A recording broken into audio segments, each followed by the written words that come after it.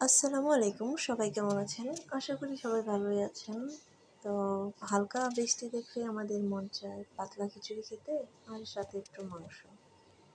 তো চলুন আজকে কীভাবে কী করলাম আমি সেটাই আপনাদের বলি। চাল, ডাল, আলু একসাথে মিশিয়ে তারপর গরম মশলা, তেজপাতা, এলাচি, হলুদ, ধনিয়া, মরিচ, কাঁচামরিচ, তারপর পেঁয়াজ, তেল দিয়ে ভালোভাবে মাখিয়ে যত ভালো করে মাখবেন ততটাই মজা হবে। তারপর চুলায় বসিয়ে একটুখানি কষিয়ে নিয়ে তারপরে পানি দিয়ে দিব। পানি দিয়ে লাড়া দিয়ে ঢেকে দিয়ে দিব।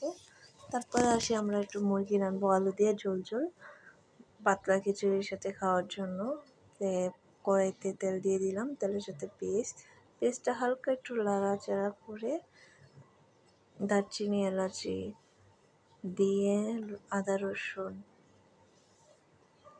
লবণ, হলুদ, মরিচ এগুলো সব দিয়ে ভালো করে কষিয়ে মাংস দিয়ে দিব। মাংস ঠিক মতন কষানো হয়ে গেলে